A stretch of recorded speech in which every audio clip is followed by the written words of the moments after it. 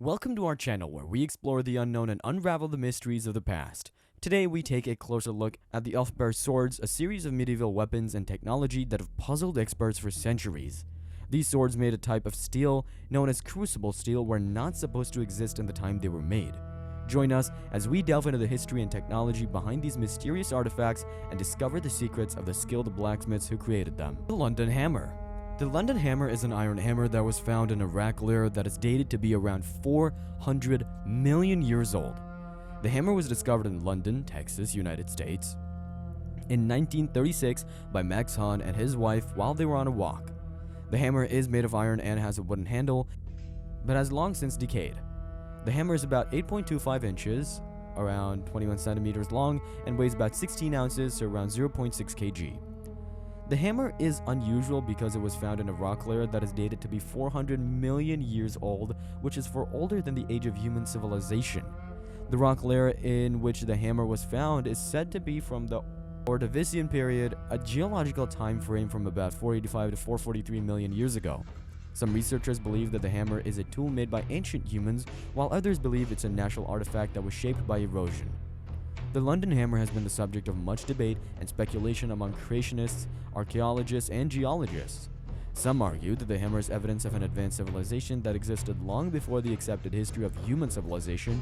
Others claim that the hammer is a modern artifact that was placed in the rock layer, or that it's a naturally shaped rock that has been mistaken for a hammer. The hammer has yet not been proven to be any of these and is still a mysterious artifact. The Aika Stones.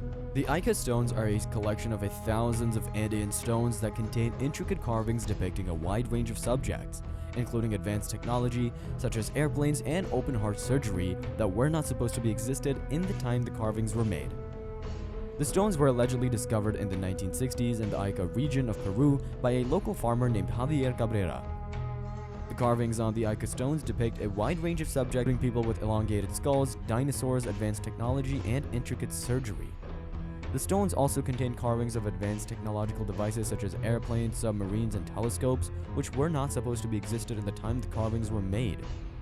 Many experts believe that the Aika Stones are a modern-day hoax and that the carvings were made by Cabrera himself or someone else in recent times.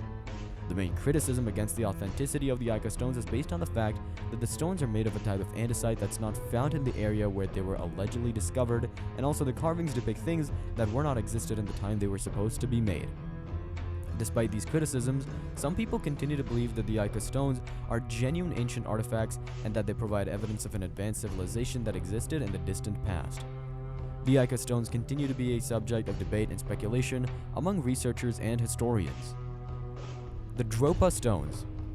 The Dropa Stones, also known as the Dropa discs, are a collection of stone discs that were discovered in the Bayan Kara Ula Mountains in China in the late 1930s. The discs are about 7.8 inches in diameter and about 0.8 inches thick, and each one has a hole in the center. The discs are covered in tiny grooves and hieroglyphs that some believe may be evidence of extraterrestrial contact. The story of the discovery of the Dropa Stones is that in 1938, a Chinese archaeologist named Chi Pute led an expedition to the Bayan Kara Ula Mountains, where he discovered a series of underground caves. Inside the caves, he found the stone discs along with human remains that had elongated skulls. It was suggested that the hieroglyphs on the discs told the story of the Dropa, a race of peaceful beings who had crash-landed on Earth in their spacecraft. However, the authenticity of the Dropa Stones is highly debated, and many experts have criticized the story of their discovery as a hoax. The authenticity of the discs has never been proven. The main criticisms against the authenticity of the Dropa Stones are that the hieroglyphs on the discs are not coherent, and the story of the discovery of the discs is not well documented. Despite these criticisms, the Dropa Stones continue to be a subject of interest and speculation among researchers and members of the public who are interested in the possibility of extraterrestrial life and ancient astronaut theories. The Paraka Skulls. The Paraka Skulls are a series of elongated skulls that were found in the Paracas Peninsula of Peru. The skulls have cranial capacities that are 25% larger than the normal human skulls, and they have other unusual characteristics, such as the absence of a mandible, a jawbone. The skulls were discovered by Peruvian archaeologist Julio Tello in the early 20th century and are believed to date back to around 600 BCE. The elongated shape of the skulls is believed to be caused by a practice known as cranial deformation, which was common in many Asian cultures. Cranial deformation involves applying pressure to the baby's skull in order to shape it into a specific shape. The Parakas culture is known to have a practiced cranial deformation, but the cranial capacity of the skulls found is significantly larger than the typical skull deformation. Some researchers have suggested that the Paraka skulls may be evidence of a separate, unknown human species or genetic mutation, while others believe that could be the result of inbreeding. However, the most accepted theory is that of cranial deformation. Genetic testing has been done on some of the skulls, and the results have shown that they are of human origin. The Paraka skulls continue to be a subject of interest and speculation among researchers, ancient astronaut theorists, and people who are interested in alternative history and ancient cultures. However, it should be considered that more scientific testing and research is needed to fully understand the nature of these skulls and their significance. The Elfbered swords. The Elfbered swords are a series of medieval swords that were found across Europe dating from the 9th to 11th century AD. The swords are made of a type of steel known as crucible steel, which was not supposed to exist at the time they were made.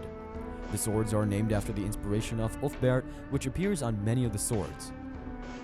Crucible steel is a type of steel that is made from melting iron and other materials in a crucible or a container that can withstand high temperatures. This process allows for the removal of impurities and the creation of high-quality steel that is harder and more durable than other types of steel that were available at the time. The Elfbered swords are considered to be some of the best swords of the medieval period, and they were prized for their strength and sharpness. The Elfbered inscription is believed to be the mark of a swordsmith or a sword-making guild who made these swords. The manufacture of crucible steel in the medieval period is still a mystery, and it's believed that the Elfbered swords were made by a highly skilled and advanced group of blacksmiths or a lost technology. Some researchers have even suggested that the swords may have been made by a foreign group such as the Vikings or the Moors, who had access to advanced technology. The Elfbered swords are considered to be one of the most mysterious and enigmatic artifacts of the medieval period, and their origins and the technology used to make them continue to be debated and studied by experts in the field. The Baghdad battery. A galvanic cell, also known as a voltaic cell, is a type of battery that generates electrical energy through a chemical reaction. The Baghdad battery artifacts consist of a daypot that acts as the container or housing for the cell, a cylinder of copper that serves as the cathode, an iron rod that serves as the anode, and an asphalt stopper that separates the two electrodes and prevents the electrolyte from leaking out. The copper and iron electrodes are immersed in an electrolyte solution, which is believed to have been made of vinegar or wine. The exact purpose and use of the Baghdad battery remains a subject of debate among historians and archaeologists. Some experts believe that the batteries were used for electroplating, while others think they were used for electrotherapy as a form of ancient medicine. Still, others propose that they were used for electrochemical experiments or as religious artifacts. Thanks for joining us on this journey to uncover the secrets of the Elfbered swords. These mysterious artifacts continue to amaze and perplex experts to this day, and their origins and the technology used to make them remains a subject of debate and speculation. If you enjoyed this video, don't forget to hit the like button and subscribe for more fascinating content on the unknown and the mysteries of the past. Until next time, keep exploring and stay curious.